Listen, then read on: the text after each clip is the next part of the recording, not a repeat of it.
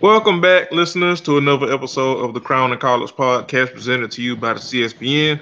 I'm one half of your host, Jeremy, aka Black Dante on Twitter, aka Vice President Big Knees, aka Niggamort, aka Say No to Coworkers, aka Don't Be Fucking Your Coworkers. And as usual, I am joined by my friend and my co-host. Hi, what's up, everybody? This is Bianca, aka Tall Bianca XO, on the Twitterverse.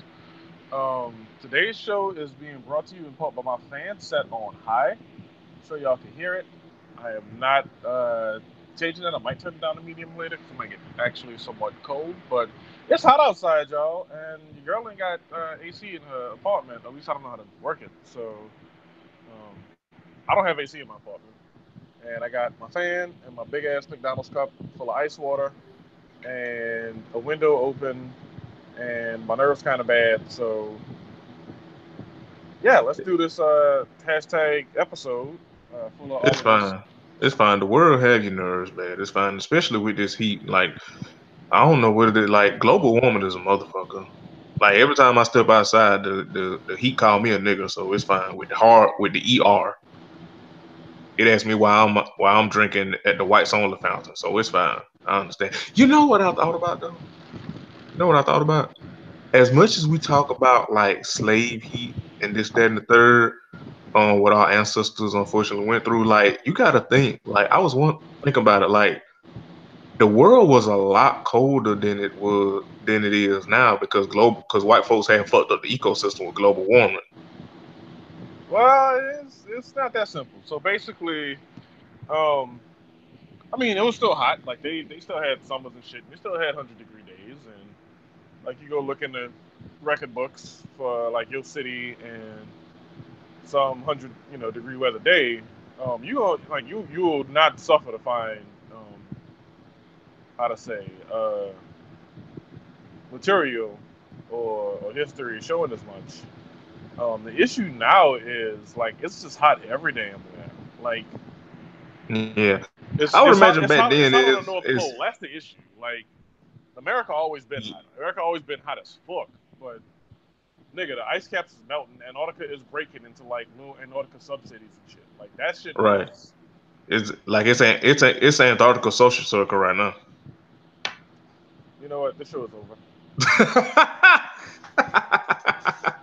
Ain't no Arctic Circle, it's Arctic Social Circle. Not this episode. The show is over. I am done here. This is a great run. I had a fantastic time doing this, but I can't no more. I mean, in fairness, in my defense, it's not the worst thing I've said. Defense. I mean, yeah.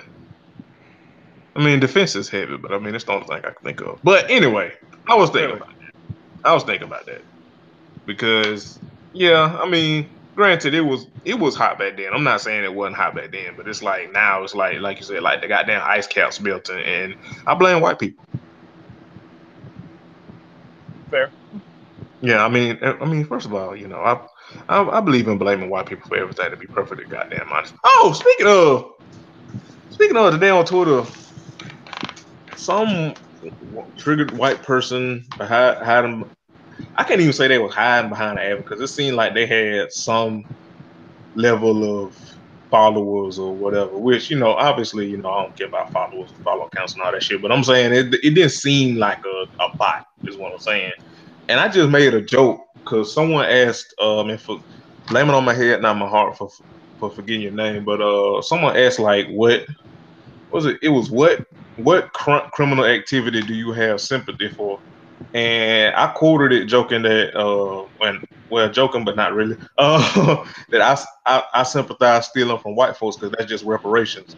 And some white person obviously was VV triggered by that joke and was in my mentions saying, all thefts matter. And it's all criminal activity matters. Like why sing? This was one of the tweets verbatim was like, steal from the rich ones and not the ones that have your back and are just trying to make it like you. What white person hiding? Well, not hiding, but behind this account. First of all, it's a joke. Number two, I stand by the joke. Number three, if you have to announce that you're one of the good ones, quote unquote, then you probably aren't. And 4, I had to hit him with the "Oh, you sweet soul," and then go Oh, on about my day.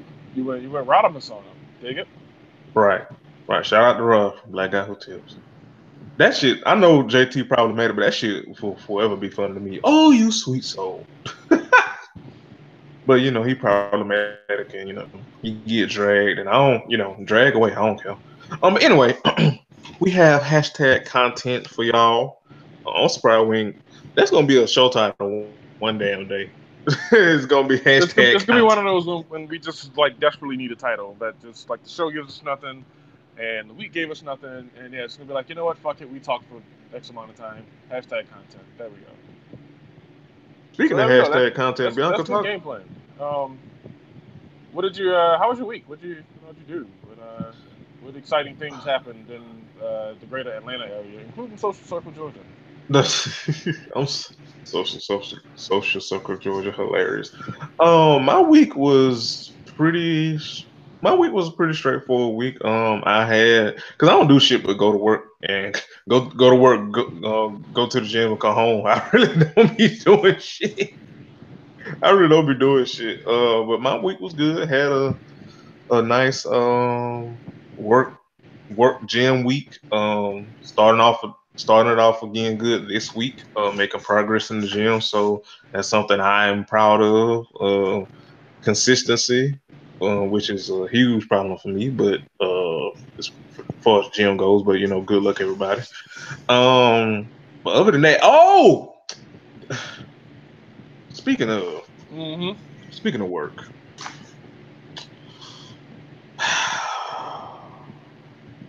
I work in the ghetto. I just ain't no other way to say it. I work in the ghetto. Listen, let me tell you Good night, something. everybody. I, listen, let me tell you something. I, I make it a point to mind my fucking business at work. I have my headphones in for a reason. I'm surprised I ain't got called into a meeting for being antisocial, quote unquote, because I really don't be caring about my coworkers and what the hell they got going on, unless it's work related. And even then, like it's like, do you need help with something? Do I need help with something from you? If not, we don't need to speak. I'm here to collect the check and go the fuck home. Listen, let me tell you something. Say no to coworkers, especially when it comes to pleasure and business, because that shit do not fucking mix. At the fuck all. I found out last week that most, if not all my coworkers on some level, just in my department alone, have messed around with each other. And shout out to Curtis, my niggy sense, since I've been working there, my niggy sense has caught a lot of passive aggressive behavior. You know how you just know it's like you're on the timeline and you just notice somebody subtweeting. That's how I be in my job, but in real life, and I just notice it. But again, I hadn't said nothing because I don't really care, and I mind my business. I be listening to my music and my podcast, and just go on or be on Twitter going about the fuck about my day. But I just found out recently that so many people done messed around with each other and mixed business with pleasure, and I'm like, it makes all the sense now. Listen, let me tell you something. It ain't worth it. Listen.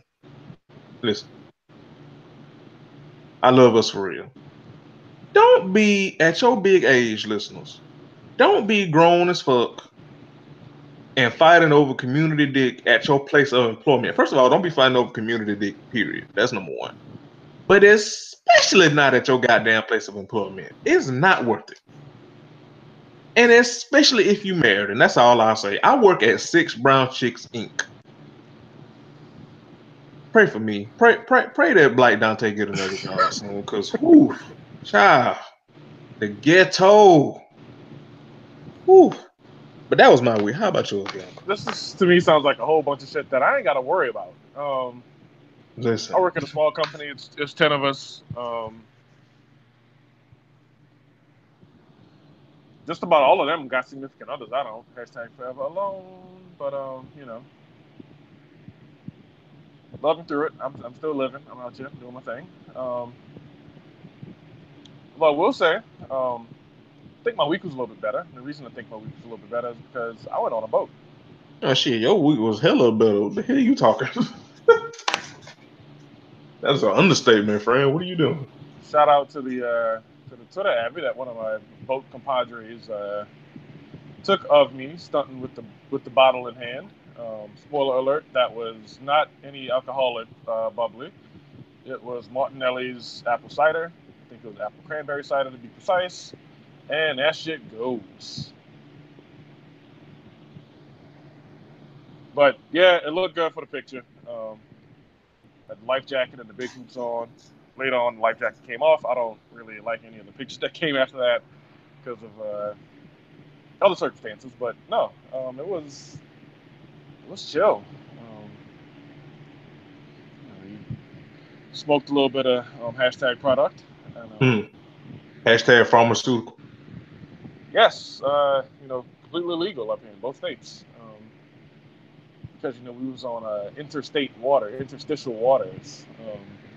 One side was Washington and one side was Oregon, and it's like, look out, world. But no, no issues, just good times, good vibes, and happy ass blackity black situations all around. So we live, baby.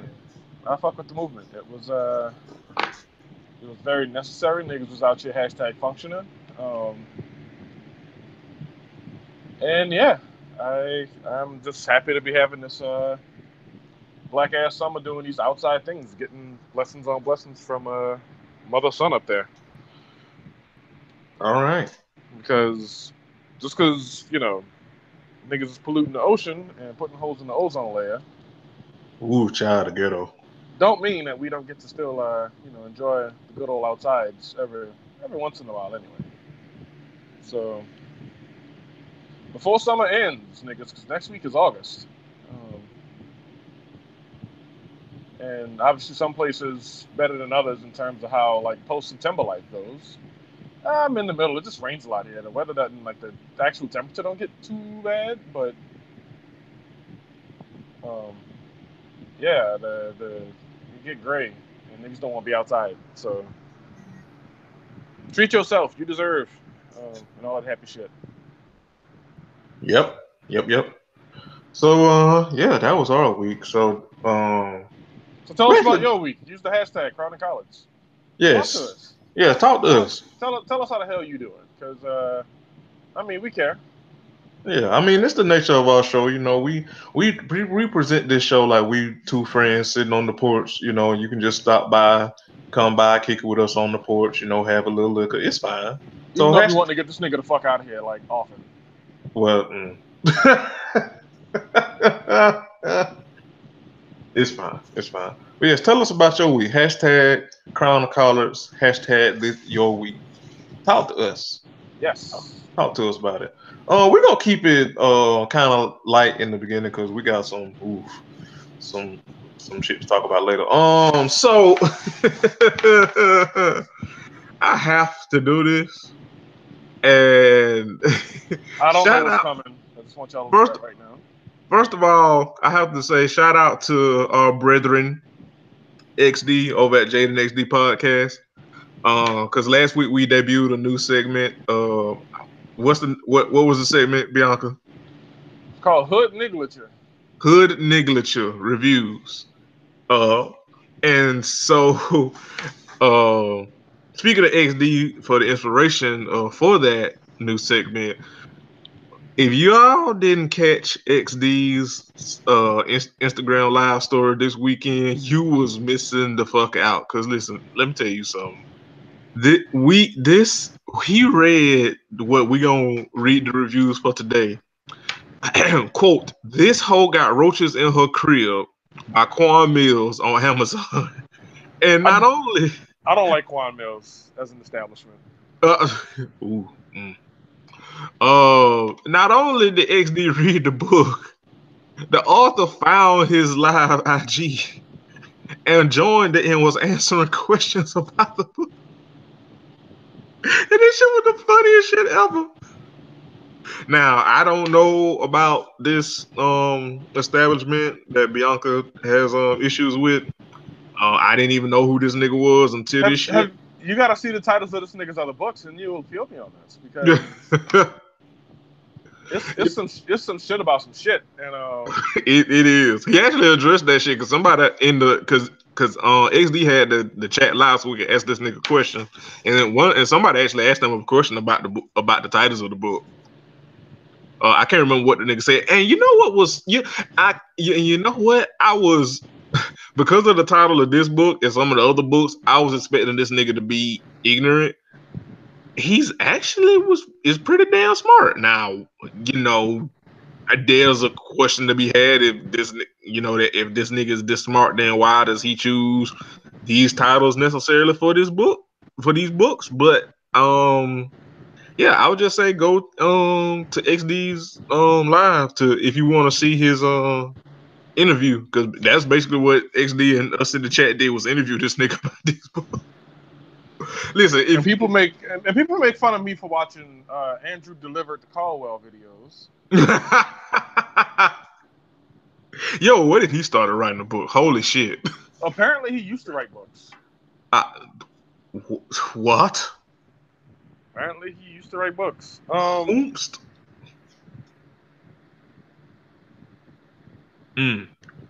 Listen, don't ask me no questions. Well, good luck, everybody. But anyway, so let's do some Quan Mills book titles.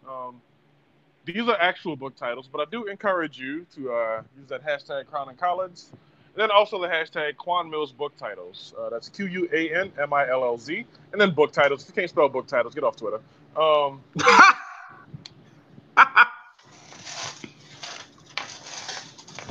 So yeah, do that for your girl. But anyway, so here's some book titles of Quan Mills.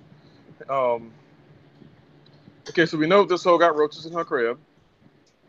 And then we got Crack Hole Dreams, which came out in March 2018. And then also Crack Hole Dreams Episode 2, which came out in April. Pregnant by My Mother's Gay Husband. Gutter Hole Dreams Episode 3, the finale, which somehow came out before. Oh no, that's Crack Hole Dreams. Never mind. So yeah, Gutter Hole Dreams Parts 1, 2, and 3. They came out in consecutive weeks. Almost like just terrible versions of Trapped in the Closet, which we'll talk about that nigga later. In Love with the Miami Savage. This Is What Real Bitches Do, an Urban Romance.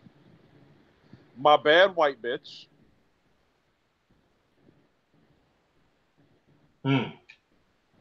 Oh, you're just not gonna react to that one, huh? Okay. Secrets of a Side Nigga, bonus stories included.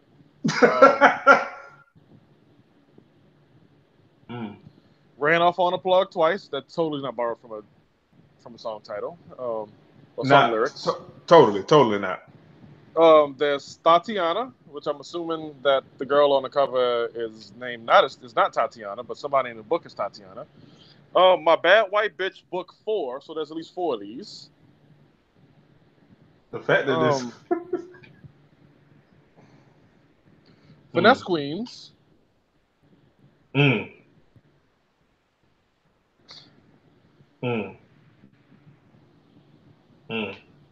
and y'all want me to like this nigga. Okay. I mean, listen.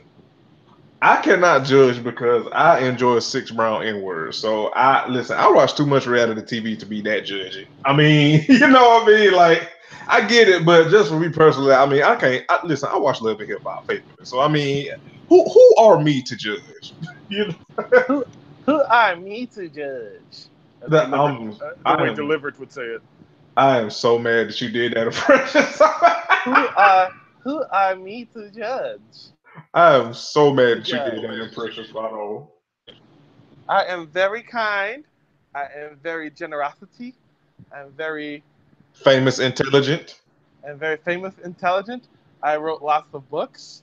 I have lots of money. I'm a millionaire. And I am delivered, and I am ready to be one for my woman lord.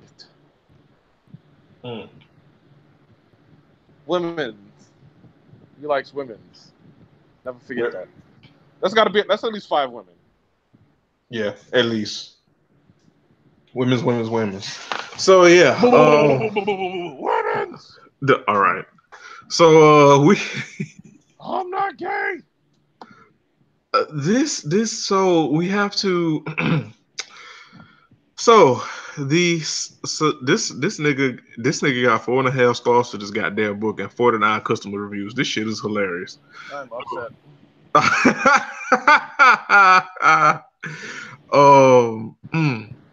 I'm just gonna read the intro paragraph and then read the reviews.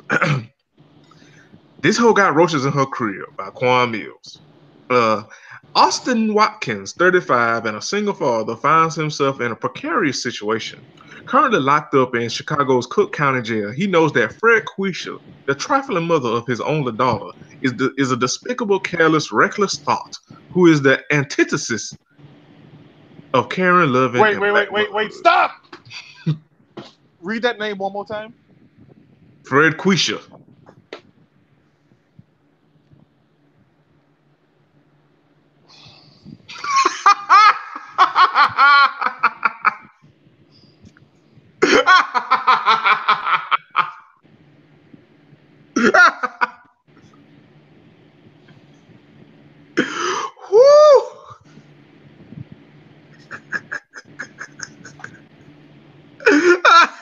The silence alone. I heard that damn sigh.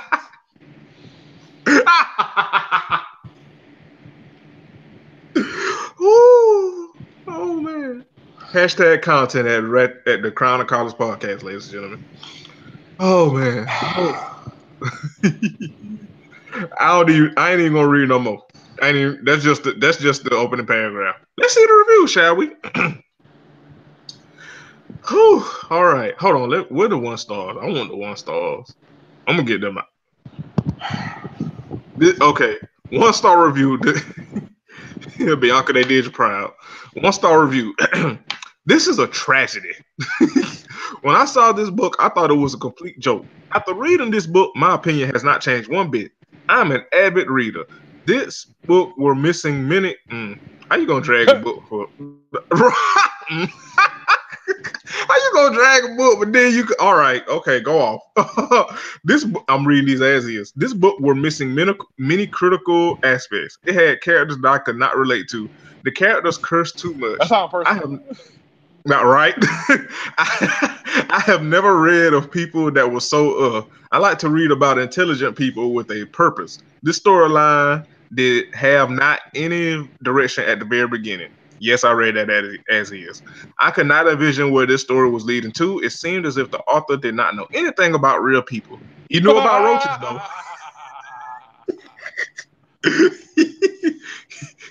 he knew about roaches, though. Listen, and that goddamn live IG that XD did with this nigga, that nigga is from fucking Miami, and that nigga was talking about roaches. And you know, as the as the resident field hand of CSPN that is from bumfuck Georgia, I too can empathize with knowing about the dangers of roaches and especially flying roaches. I felt seen. Like, this nigga knows me. I feel seen. But anyway, they were the only things that were real in this book. In my view, there were not enough roaches in this book. Woo, shit. I would have given a lower rating, but the author really touched upon something when developing the story around the relationship between Austin and Maya. I could feel the emotion between them. This was the saving grace in the book. I would definitely not recommend this book or any other book by this author if this is what they consist of. No character development, grotesque dialogue, and no storyline. Ooh, okay, all right. That's a 1-star review. Ooh. He sure knows a lot about roaches. Is my take. Okay. This is a 3-star review. Unexpected surprises as the story reels you in. I wasn't quite sure of what I was getting into when I first started reading this book. At first, I thought it would be funny, but it actually disgusted me and angered me because the opening sections are rife with stereotypes and anti-blackness. However, as I read chapter after chapter, I could see why the author wanted to lead in that way in order to get us to care about the fate of the story's youngest and most vulnerable character. That part really hooked me in, and it had me curious about how these problems would be resolved. I also had some appreciation for the messages about the broader society messages about the hood, dysfunctional families, prison life that were communicated through the shifts in the narration. Some parts were cliche, but nevertheless, the book held my attention till the last page. I gotta say though, an unexpectedly original and dark humorously part of the book is the life of the roaches. Yes, the roaches have a life. Wait. Time out. Stop. Time out. Stop.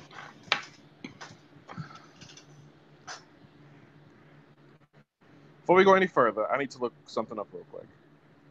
Yes. I need to look up how much this book costs. Mm. So I can determine if I'm going to use my audibletrial.com/CSPN to Excellent segue, friend. Get this book for free, or if I will drop the I now see it's $2.99 to yeah, no, that's not happening. Fuck that.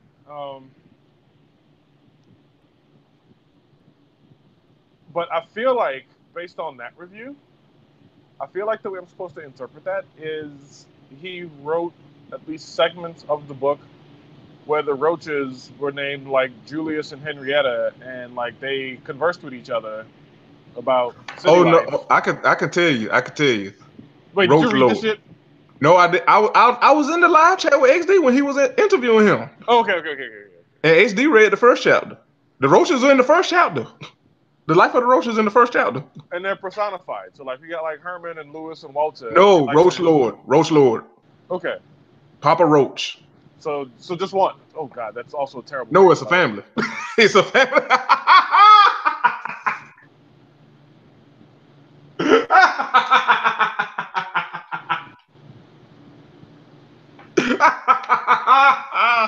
I'm sorry, y'all. I as a person who just loves really interesting conversation, I always detest the person who constantly cuts off conversation with like their "I have questions" line of questioning. But I have questions. And I am being the person I don't like right now because I'm so like I'm not bemused. Like bemused indicates some degree of like humor or curious intrigue or anything like that. And I am none of those things. I'm appalled that this exists. And not in a way that I'm being like one of those blacks, right? Like it's not that type of situation at all. It's just really like you're not being a respectable black. No, and I'm not respectable, so I can't be a respectable black. But yeah, no, I just have questions, and like I don't wish I was at this live because I don't want any of them answered. That's the problem. Because the problem is you answer the questions, and then I know things, and I gain context, and that's the last thing I want to do with this right now is to know more about it than I currently do, which is already not much. I'm at like baseline levels of understanding this. Anyway, continue, please. I'm so sorry, listeners. No, it's fine. I'm producing horrible content for you all. Well, this next review might answer a little bit of your questions. 4 stars, hilarious. Please note that this is urban in all caps literature. It's somewhat satirical in nature, so if you don't like quote hood books, this is not for you. That being said, he also addresses many issues in the quote ghetto neighborhoods in a fashion that makes it understandable for all people to understand. I enjoyed this book. I found it hilarious at so many parts, but I also did worry about the mentality of many of the characters, and I hope they will make better decisions. The only drawback is that Quan has a habit of writing runoff sentences. This is a minor issue that can be fixed with a good editor, but I strongly recommend his books. A good editor, like on the odds, anything other than 100%, this dude self-publishes. Right.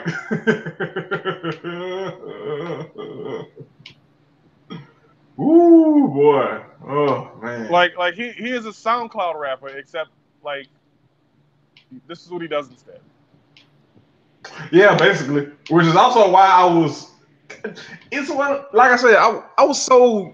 I kind of was like you. I was like listening to the nigga talk and how astute he was. I'm like, nigga, why the fuck is you doing this shit? You sound like you got sense. Why? But I was also entertained because I'm trash. So good luck, everybody. Sounds like So we need it. hmm?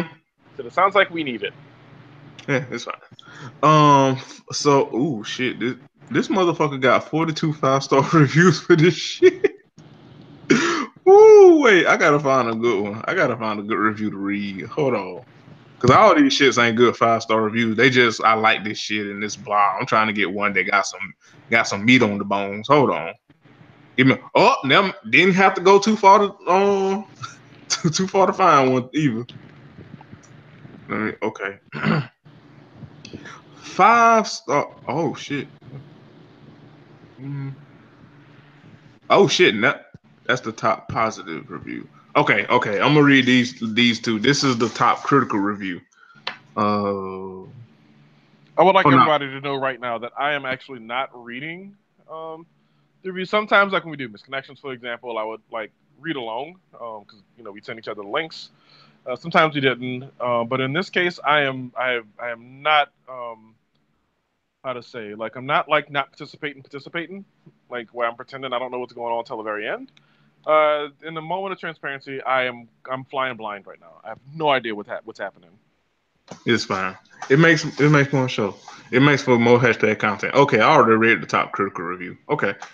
All right. This is the 5-star review that I'm gonna read, and then we're gonna move on to the next segment.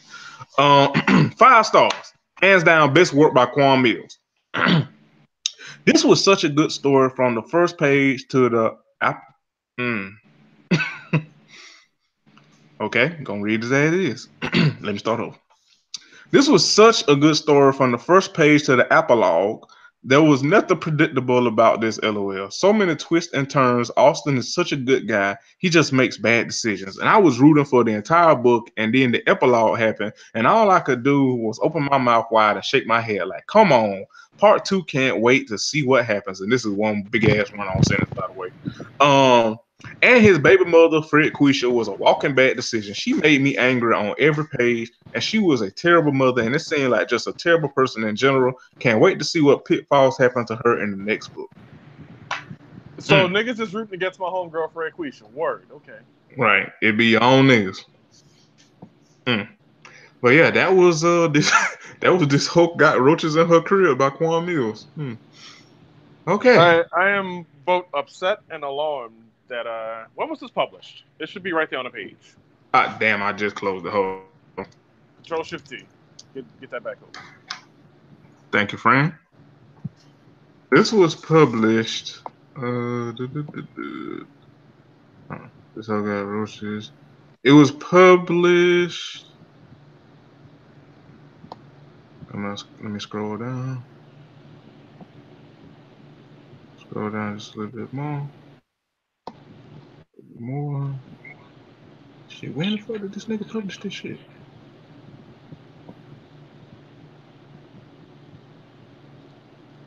Formats. God damn it. Shit. I don't see it. Let me see if I can find it real quick. Let's see. It got the price. It don't see where it's published. When it was published.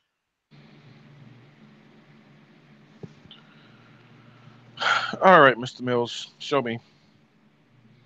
July 14th, 2008. I had to go to the author's page. Yeah. July 14th. We are recording this on July 23rd? Yes. This will be out July 24th to 25th range. So yeah, this book got 49 reviews in something like 9 days. Right. And y'all can't review the Crown of College show? Come on, fam, get it together. Drag them, Bianca. Drag them. We've been doing this for 4 years. You niggas can't give us more reviews. We've been nice to you people. I didn't mean for this to turn into that, but it became that. Don't actually do at me, because yeah, like we can have a nice civil discussion about this. And again, I just want y'all to love us, man. That's all. Pretty much. But yeah, that's all I got. That's all I got. I ain't got no more. So moving on to rather serious topic. I know Bianca joked about talking about this nigga for the seconds of that damn song, but R. Kelly went full OJ Simpson and told on himself.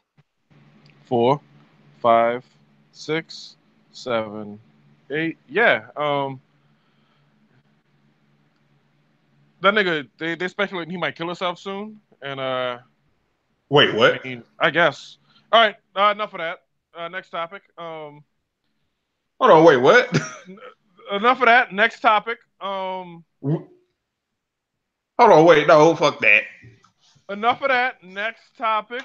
Fuck that. You know we don't do that shit on this show. We talk about shit. Come on, stop playing. No. What we're gonna talk about next is I mean, the next shit ain't no damn better. The unfortunate circumstance surrounding that white boy who's a pitcher for the Milwaukee Brewers, who gave up a 3-run home run in the All-Star game, which was last Tuesday. And that wasn't the worst thing that happened to him in that night. They went and found a bunch of his tweets where he was being racist and homophobic and like sexist and just all kind of just shit basically. And he basically did the white people thing, which is that he, issued an apology and he said that's who he used to be and this is who he is now. And my question for anybody who ever says that, whether it's that they're white and trash or that they're anything else in trash, is why were you that then and how did you get to where you are now? That's really all I'm interested in. Why were you like that back then? Like, what were you around? Were you in a family that was racist? Were you in, were you around like schoolmates who were like sexist and homophobic? Like, what was your cultural sort of like?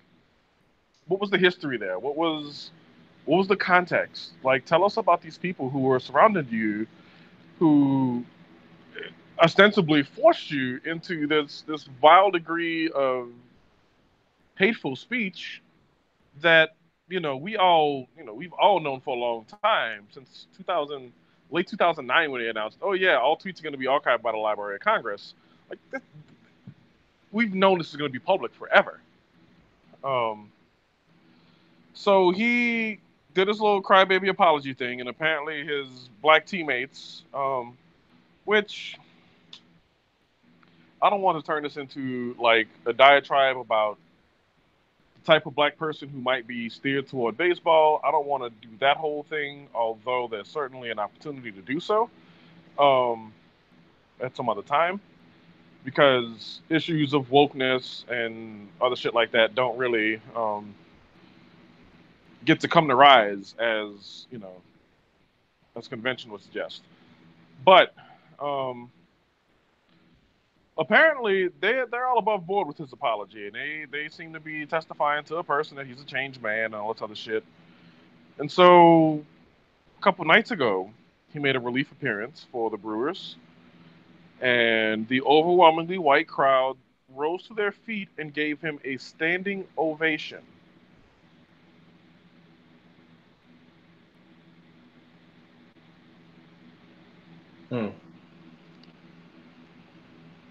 Bianca, in all transparency, and I love you, but I'm just letting you hear this because I don't give a fuck about that shit, and I'm coming back to that shit because it's my show too. So I'm just waiting for you to finish. They gave him a standing ovation. They said, not only is your racism above board with us, but we're gonna clap for you because it's been brought to light.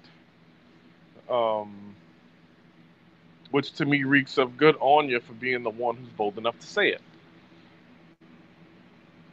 And although Jeremy's completely not participating right now because he wants to violate the covenant of something we set out before the show in terms of how long we were going to talk about R. Kelly today. Well, Dad, I really just don't give a fuck about a white boy being racist and homophobic because it's like, well, duh. You know what I mean? Like, that more or less. I mean, I really don't have no hot take. It's like, of And of course they clap for him. Whiteness going white. I mean, that's basically it for me. And I mean, I'm not necessarily expecting us to go like full Takenstein with this, but like at minimum, like the notion that like they clap for this dude because, oh, actually, I don't know why. I would love if somebody like, do we have any listeners in the Milwaukee area? If you do, and you know somebody who's a baseball fan, will you go ask them why they clap for that boy and get back to us in the comments? Hashtag Chronic College. Thank you. Yes, do that. Do that. Don't let me be a deterrent from you doing that. Don't let Jeremy be a deterrent from you doing anything. Well, that too, because yeah, that just sounds like, run of the mill whiteness gone white. Personally, because I did see that. In all fairness and seriousness, and I did see that. I just kind of was like, it's some shit. Especially now where I'm just like, even though I know it's trash, I'm just like, either I don't feel like participating in it, or I don't feel like giving it my energy, or I know that somebody is gonna talk about it a lot better than I would. So I just kind of be like, And then I pretty much avoid most baseball anyway, just as the sport in general, because it's not really my thing. So, I know that's not specifically just a sports, just a baseball story, but it's like, I'm telling you, fam, you got to get on board this baseball stuff. I mean, it's got some trash shit about it, but it could be worse. You could be trying to tail behind the NFL, which is oh no, I said, more about later. Oh, fuck the NFL. I ain't even gonna pay attention this season. I mean, I barely was paying attention last season. I damn sure ain't doing it now here.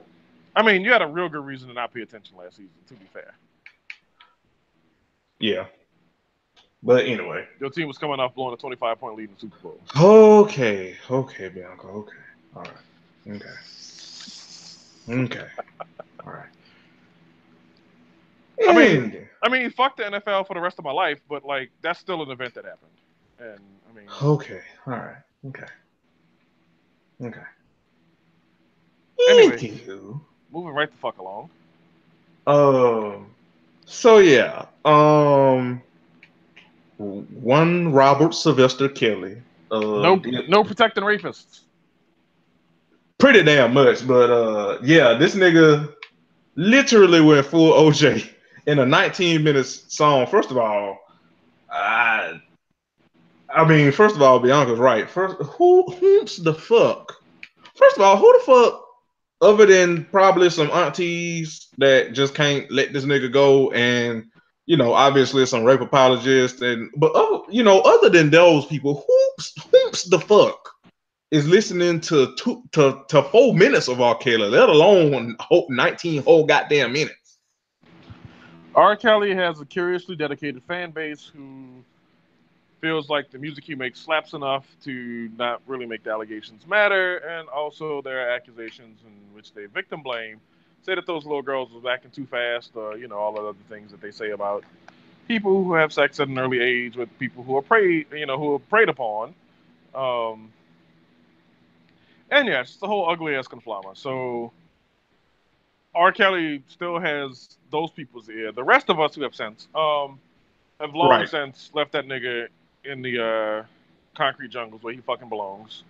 And hopefully, this will beget maybe some jail time for this nigga because he deserves it. I mean, let's hope, because I mean, we got to be honest. I mean, this is still. I mean, the nigga should have been locked up just for the fact that, like, I think somebody, was it Jamie? Yeah, it was Jamie. Shout out to the Way of Year on Twitter. She said today, like, Aaliyah was literally walking evidence, like literally walking evidence. God rest your soul, Aaliyah. Rest in peace. Your soul, Aaliyah. But yeah, so I really don't. I'm echoing a little bit on your side, Bianca. What? Okay, I think we good.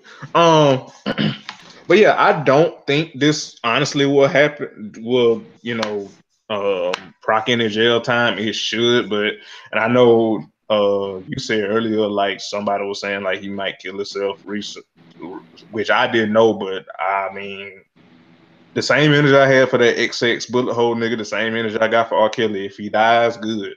I mean, that's one less abuser. Now, it doesn't erase his unfortunate history of abusing the women that he's and lives that he's ruined and abused and stuff. But if he die, Yeah. you goddamn right, on be happy. Fuck that nigga. If he died, well, I mean, niggas die every day, B. So. The pretty goddamn much niggas die every fucking day. But yeah, like the thing, I guess what was jarring for me, and thankfully, you know, especially on social media, well, at least Twitter, you know, I didn't see much, if any, people defending this nigga. It was more like a really wild, because this motherfucker basically was like, to save the listener, I know a lot of people didn't even listen to that shit. Some people just saw like me, a like 2-minute clip of it, and then somebody people were transcribing the lyrics and shit. The motherfucker basically said, "I did it. Leave me alone. Let me live my best life. Let me age gracefully." Boy.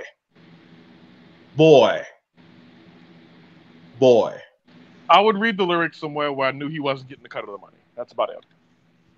Yeah, but yeah, I just again, it's just more.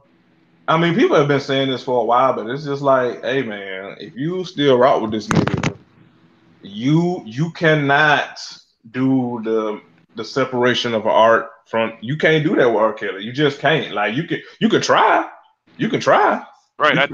I detailed my situation where I was like, yeah, that one song that we talked about on here. Yeah. Mm-hmm. Well, it's like I'm not, nominally an R. Kelly fan necessarily. I left his music alone a long time ago, but like I had a couple songs of his in my loose MP3s folder, and one of them was a woman's threat, and I was like, oh look, R. Kelly singing about some grown man shit. Like, okay, then we discussed the lyric. Still by and large, fuck him, but like he's got a penny in the head at least. Like this can be some again, one of those just like God, what was that one song Sparkle had? Be Careful, right? Or what was the other one? Changing Faces. Shit. All of My Days. Yeah. Ghetto Twins Responsibility. Like we have a small library, not so small library of black ass artists making music about like step your game up in your relationships or watch your ass get left. And then this nigga went and threw in a Three Little Pigs reference, Three Little Bears reference, and I'm just like, fam, who's this music for? It ain't for us. It ain't for us. And like that answer, like it hurts, but like it also kind of doesn't, because at least this, like that's what really brought it full circle for me. Like again, I knew like that he just had this really high quotient for being trash, but that was another level. And I was just like, nope, done, irredeemable. Yeah, but yeah, man, I just fuck R. Kelly. I mean, and what's sad is like it's only so many times that nigga. Right. Well, and I think what was so jarring is that episode of that R. Kelly episode of the Boondocks is so scary good in the sense that it is so fucking accurate. That R. Kelly episode is so accurate to this day. Like you could say what you want about the Boondocks and that it didn't age, gracefully. As far as like our social awareness has grown and stuff, because I mean personally, like I mean I can still enjoy it, but some of those episodes I'm like, oof, that shit can't fly today. Or like, ooh, what are we doing? Yeah. Yeah. But you can have those critiques of the show, valid, but that one episode in particular, that is a masterpiece because it is absolutely the fact that this nigga is still alive. And with some level, the fact that he's basically allowed to cook because niggas want to step to the name of love. Aunties want to step to the name of love. We don't protect. We protect abusers. We don't protect. There's the element of not protecting black girls. Like it's so much around that shit. You know what I mean? Like that one episode that was meant to be, satire to a degree, but it's so true, and it's just sad. It's just sad. So hopping from one abuser to another one. So last week, we made a mention of it because someone jumped in front of a bullet for this nigga. But so Charlemagne the God, I, I, fuck it, because you don't normally we say allegedly because we don't want to get sued, but fuck it. Listen, because I think who said this shit today? I think it was Shoes. She was like, I don't understand saying alleged for people that admit to rape and stuff like that. And I'm gonna do that and keep that same message for Charlemagne. That nigga's a rapist. As so it's so much. For one, um it was real. I think it was 2013, where where he was on a podcast. I think his podcast, or whatever he got with that racist white boy, where he admitted to drugging a woman and having the Spanish fly thing, quote unquote, which makes all the fucking sense why he was defending Bill Cosby, back when that makes all the fucking sense, literally right down to the Spanish fly shit. And we all know Angela Rye hopped her ass up to defend him when she should have just sat there and ate her goddamn food. Then it came out today that he described an incident with his wife, basically where he admitted to that she was drunk, intoxicated, and she passed out, and he started having sex with her. That is rape, ladies and gentlemen. His case, his rape case was revisited or reopened, because the woman, at the time she was younger, but now she is an adult. She's speaking out. Maybe they're reopening the case. I doubt it because statute of limitations and all that shit, which again proves why our justice system is trash when it comes to rape and assault and all that shit. But yeah, and the details in the official court documents about that came out, and it's basically official court documents, the police and her story versus his, and also forensic evidence and DNA and all that stuff against his. So good luck with that. Trying to say that nigga innocent. Yeah, because nobody ever gets canceled, quote unquote. Which I'm not gonna get on my soapbox about that on today, but I don't expect anything to happen to Charlemagne or R. Kelly for that fucking matter. But he did address it. Not because Candace put it in our group chat with me, her, and Curtis and Tay. Shout out to my friends. Well, he basically said that rape is a teachable moment. And that he's grown and he made a mistake, several mistakes, and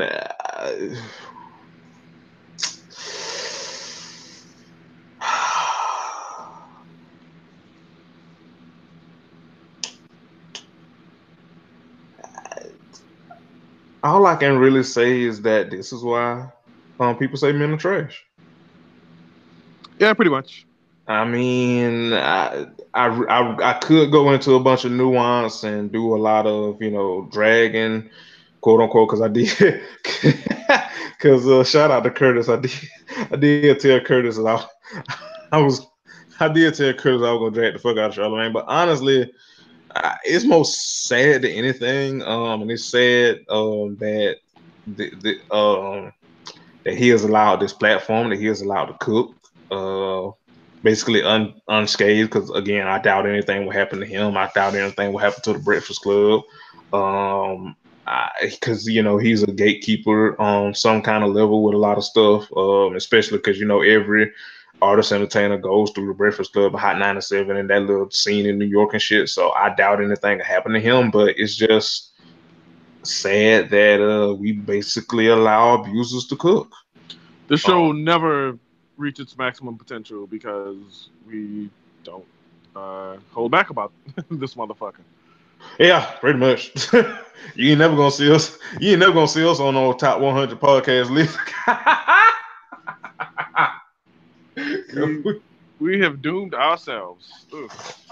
We were doing ourselves, but fuck this nigga, man. Now, what I will say is, cause in lieu of this, a lot of things happened. A lot of what I would call performative outrage happened. Not at him, but people. Basically, some people, a certain segment of social media, trying to blame certain visible black women for him or for being in proximity to him. And to that, I will say, I do think, especially, there's no way for me to say this without it being shade vomit. Oh shit. I do think there is a conversation to be had about some visible black women being in proximity and in some cases benefiting from connections to problematic or questionable at best questionable, at worst absolute trash and abusers. I do feel like there's a conversation to be had for like woke quote unquote black women, but still keeping trash niggas around. And allowing those trash black men to use them as shields while they continue to either do or spread harm. I do think there's a conversation to be had about that. But if you're gonna have that conversation, make sure it's at the right people. Make sure it's at somebody like an Angela Rye. I don't know her personally. While I do enjoy her work, I don't know her personally.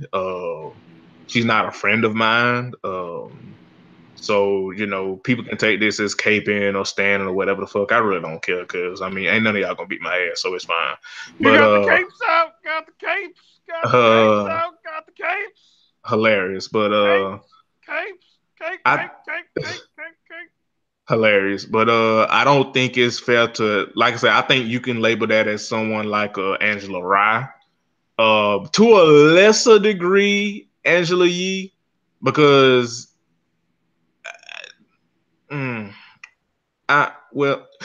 a lesser degree, Angela Yee, but she ain't made no official statement about this shit. But you can question, and she has been questioned in the past about like how she continues to work with Charlamagne and even DJ Envy, while they are trash and consistently trash, and kind of proud of the fact that they trash. But I don't think it's fair to label that as someone at like a Crystal who hasn't worked with him. If you've been paying attention, has distanced herself from him. Is not that nigga's mama.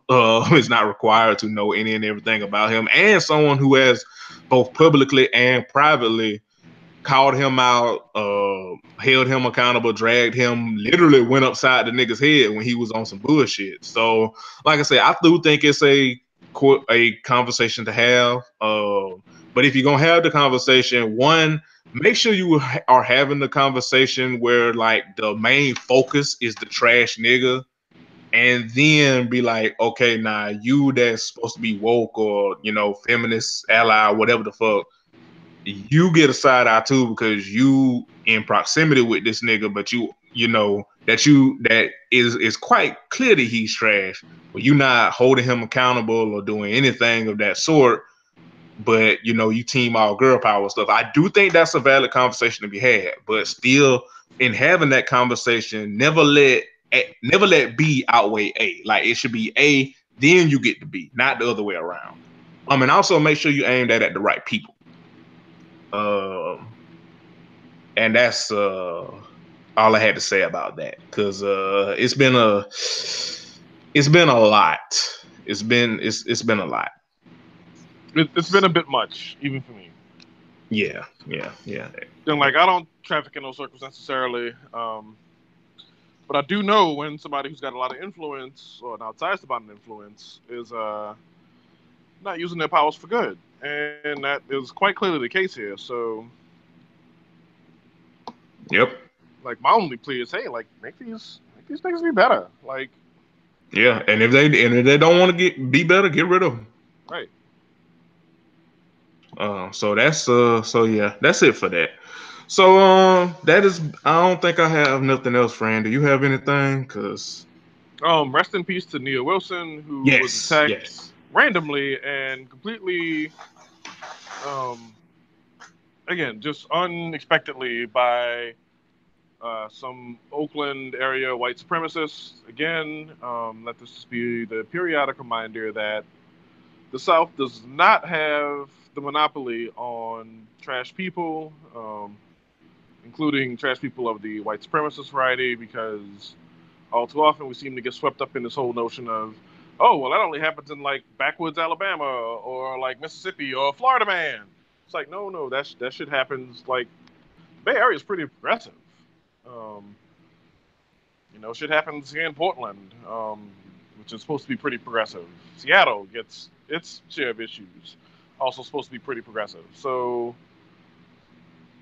like, drop that shit. Not that I'm hashtag caping for the South necessarily, but like, let's just realize, hey, like, we got problems, and we got a group of motherfuckers who feel emboldened right now, particularly because of the current political landscape and because of the current social landscape and because of issues like Gamergate and shit like that. So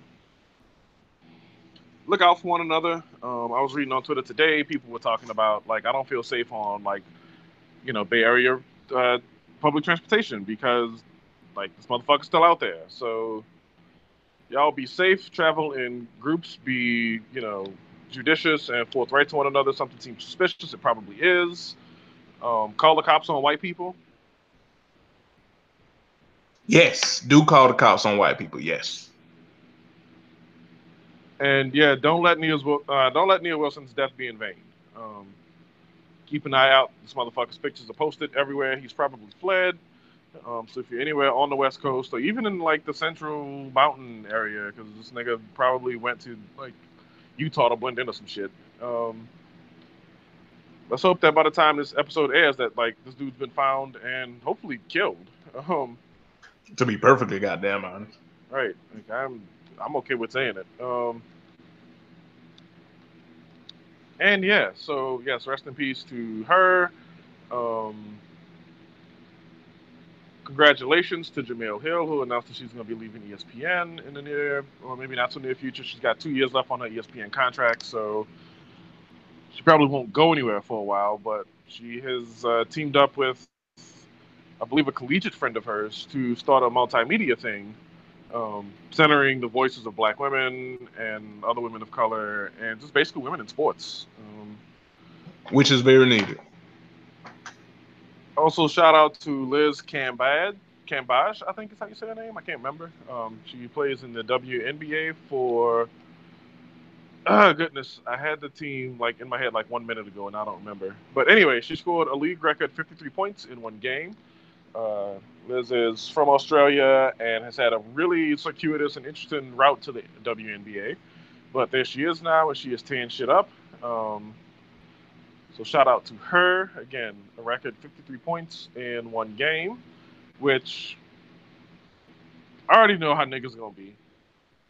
53 points, that's it? That's the record? Fam, they play shorter games. And, like, she's 6'8", which, I mean, 20 years ago would have been, like, a huge deal in the WNBA. But, like, she's 6'8", and she's got, like, the step back. Mm-hmm. She hit 4 threes in this game. Like, it used to be you were 6'8", and the person guarding you was, like, 6'1", maybe. And they just lobbed the ball in, and you just laid it in, and you did that, 20 times a game until they started double teaming you, and, the problem was dealt with. Wilt Chamberlain was 7'1" when he scored 100 points, and there was basically a form of goaltending that was legal back then. And the way it was legal was, say, your trash ass shooting guard or your trash ass off guard shoots the ball, and it doesn't have a chance of hell in going in. You could basically redirect the ball. And Wilt Chamberlain like used the hell out of that shit because you can go look it up. Like shooting percentages, like we make fun of Allen Iverson for his low shooting percentage. Like that shit was high back in those days. So I say it all to say, bringing it all back. Shout out to Liz C, 6'8", I stand a Black Queen, and yes, she is the holder of the WNBA scoring record. So good on you, and hopefully in the near future she'll hit for 60, and then she'll hit for 70, and then she'll hit for 81, no Kobe, and then she'll hit for 100. Who knows? Future's bright. She's a really talented young player. So Yep. So I think that will do it. Thank you all for listening. Please share the show, like the show, leave reviews and all that good jazz. fuck Steve And Harvey. fuck Steve Harvey. Fuck them ugly ass suits. Fuck that mustache. Just fuck Steve Harvey. And yeah, we'll be back next week, and we will see you all later. Hell yeah. Hashtag content. Bye. Hashtag content. Peace.